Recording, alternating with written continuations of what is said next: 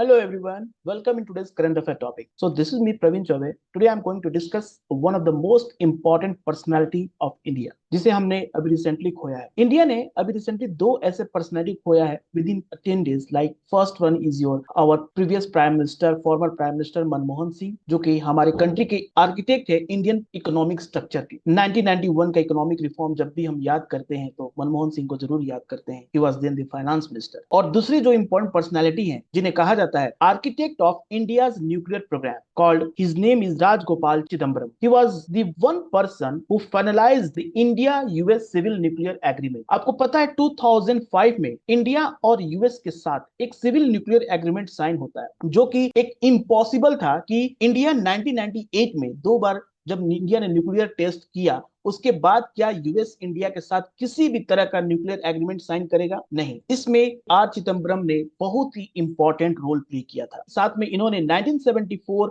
और 98 में दो बार इंडिया ने जब भी न्यूक्लियर टेस्ट किया उसमें भी इनका बहुत ही इंपॉर्टेंट कंट्रीब्यूशन रहा. तो आर चिदम्बरम जो थे ये बेसिकली फिजिक्स में आते थे, फिजिस्ट थे, and he use his knowledge and provide a lot of contribution in science and technology in India. बात करते हैं कि इनका सबसे इंपॉर्टेंट कंट्रीब्यूशन था, he was the longest principal scientific adviser that work under the government of India from 2002 से लेके 2018. Principal scientific adviser वो होते हैं जो कि गवर्नमेंट को साइंटिफिक पॉलिसी में अपना सजेशन प्रोवाइड कराते हैं. और ये प्रिंसिपल साइंटिफिक एडवाइजर का जो पोस्ट था that was established in 1999 under the APJ Abdul Kalam. First principal scientific adviser, but it was established by Atal Bihari Vajpayee. Principal scientific adviser जो पहला पोस्ट था वो था एपीजे अब्दुल कलाम का. उसके बाद राजगोपाल चिदम्बरम इस पोस्ट पे आए जिन्होंने 2002 से लेकर 2018 तक इस पोस्ट पे काम किया. इसके बाद के विजय राघवन ने इस पोस्ट को लिया 2018 से लेकर 2022 तक. और 2022 में मतलब कह सकते हैं अभी जो प्रेजेंट जो प्रिंसिपल साइंटिफिक एडवाइजर है वो है Ajay Kumar Sood. Okay, Ajay Kumar Sood is present principal scientific adviser. तो इसका काम क्या होता है? ही बेसिकली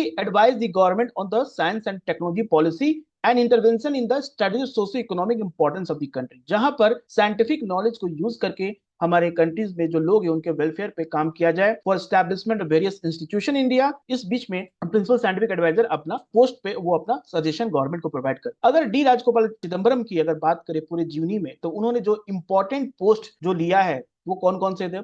जैसे मैंने बात की principal scientific adviser, okay, government of India. He was the director of Bhabha atomic research centre also 1990 से लेकर 93. He was the chairman of atomic energy commission, also secretary of department of atomic energy under the government of India. He was the chairman and board of governor under the international atomic energy agency. ये एक international body है पूरे world में जो देखती है कि जितने भी कंट्री के सिविल क्लियर पॉलिसीज है, क्या वो सिविल न्यूक्लियर पॉलिसी किसी भी तरह से किसी भी मिलिट्री पर्पस में न्यूक्लियर फ्यूल को यूज करें या नहीं. इस पे जो सबसे जो एक कह सकते हैं वॉचडॉग है पूरा ऑल ओवर दी वर्ल्ड, उसके ये चेयरमैन और बोर्ड ऑफ गवर्नर भी रह चुके थे. इतने इंपॉर्टेंट पोजीशन पे इन्होंने काम किया है. इनका कंट्रीब्यूशन काफी ज्यादा है. अगर हम इंडिया के न्यूक्लियर प्रोग्राम की बात करें जो कि आर चिदम्बरम को उसका आर्किटेक्ट कहा जाता है, तो it was started 1945 under Homi Bhabha, established Tata institute of fundamental research with Tata group support. In 1948 Indian atomic energy commission was established under the atomic energy act 15 अप्रैल को. 1954 में department atomic energy was created for atomic develop. हम यहाँ पर बता दें कि जो हमारे देश के पहले प्राइम मिनिस्टर थे Jawaharlal Nehru, he very much wanted to establish a nuclear policy in our country, but at the same time उनके बारे में ये भी कहा जाता है he was against the nuclear bomb. He want to use nuclear energy policy in nuclear energy technology को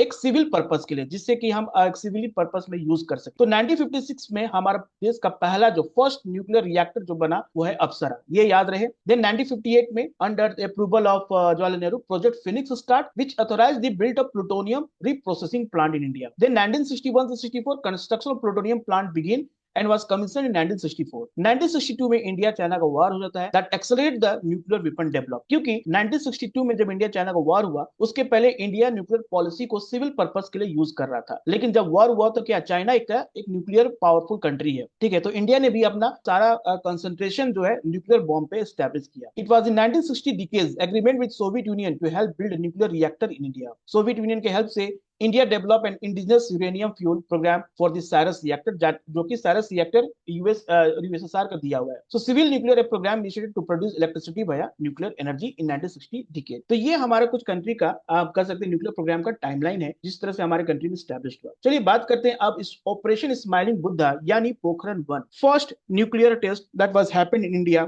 और ये इसलिए इंपॉर्टेंट हो जाता है, it was a huge success for India because it managed to steer clear of the detection of the united state and other intelligence before conducting the nuclear test. 1968 की बात करें तो सबसे पहले जो 5 परमानेंट मेंबर हैं यूनाइटेड नेशन सिक्योरिटी काउंसिल के, okay, P5 member, they all are nuclear weapon country. और 1968 में ये non proliferation treaty, non proliferation act लाते हैं जिसमें ये कहते हैं कि ये 5 कंट्री को छोड़कर और भी और देश में और वर्ल्ड में किसी भी ऐसे कंट्री के पास कोई मतलब ये राइट नहीं है कि वो न्यूक्लियर वेपन बना सके। और उसके बाद इंडिया ने 1974 में फर्स्ट न्यूक्लियर टेस्ट किया था। तो ये अपने आप में एक बहुत बड़ा अचीवमेंट है क्योंकि उसके बाद से P5 country including US they were keeping open eye on India's nuclear activity. So it was India's first nuclear explosion which was described as a peaceful nuclear explosion. ये जो था ये पीसफुल न्यूक्लियर एक्सप्लोजन था कि ये बस दिखाने का था कि yes we are also capable of developing our own nuclear bomb without the help of any other country. So this nuclear explosion for non military purpose. So India became the first country, first nation out of the P5 country जिसके पास nuclear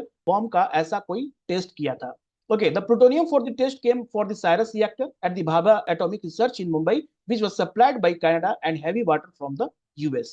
ठीक है, तो इसमें मतलब government ने supply किया था for US government and Canada government, they all supplied this for a peaceful purpose, for a civil purpose, okay, not for a military purpose. लेकिन इंडिया ने जब न्यूक्लियर टेस्ट का एक्सप्लोजन किया तो उस पर काफी इन्होंने कंट्री के सैंक्शन लगा दिए, बैन लगा दिए।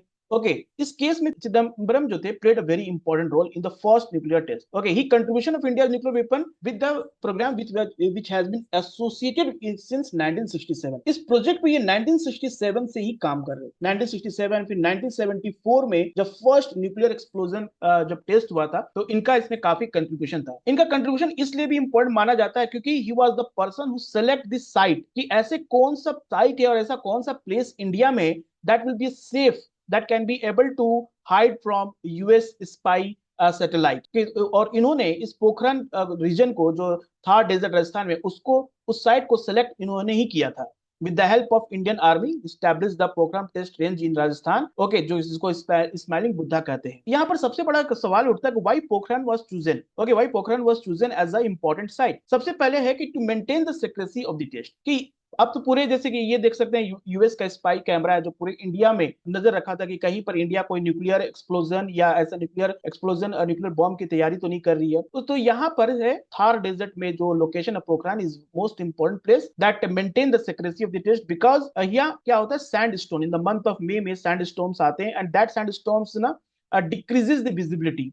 और ये विजिबिलिटी डिक्रीज करने से होता है कि जो प्रॉपर वे में कैमरा जो सैटेलाइट कैमरा है वो कैप्चर नहीं कर सकता है कि ग्राउंड सरफेस पे क्या हो रहा है। तो ये एक सबसे बड़ा एडवांटेज था इस प्लेस का कि that sandstorm obstruct the clear view to America. Okay, and the infrared sensor do not pick up such activity due to the temperature that increase over 50 degree during the daytime. इसीलिए आपने जब Pokhran movie देखोगे उसमें दिखाया कि day time में किस तरह से ये काम होता था। ओके, इस पूरे एक्टिविटी को डे टाइम में किया जाता था, सैंड स्टॉर्म्स आता था, टेम्परेचर थार डेजर्ट की बात कर रहे हैं, ये काफी टेम्परेचर यहाँ पे बढ़ जाता था जिसकी वजह से हम मीन्स हमारे जो कंट्री के जो मिलिट्री पावर थी और जो इस न्यूक्लियर एक्सप्लोजन के जो भी एक्टिविटीज थे वो यूएस के सैटेलाइट कैमरा से सैटेलाइट से अनआइडेंटिफिएबल। ओके, उसके बाद क्या हुआ कि इंटरनेशनल क्रिटिसिज्म क्या हुआ कि Canada and US all put sanction on India. Then there is establishment of nuclear supplier group. इसी के बाद न्यूक्लियर सप्लायर ग्रुप का एस्टैब्लिशमेंट हुआ जिसमें कि इस जितने भी कंट्रीज इसके मेंबर थे उन्होंने कहा कि किसी भी कंट्री को न्यूक्लियर टेक्नोलॉजी और न्यूक्लियर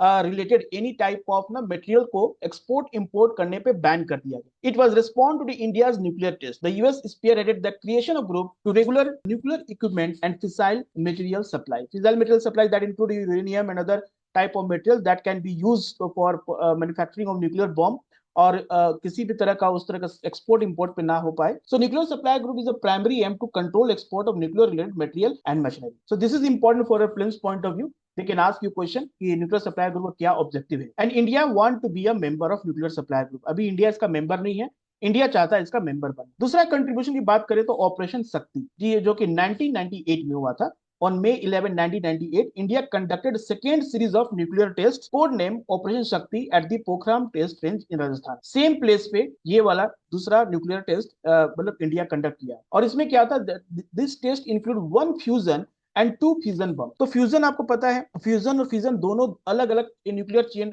रिएक्शन से। फ्यूजन में क्या होता है कि जिसमें कि आप देखते हो कि two particles combined together to result the formation of one.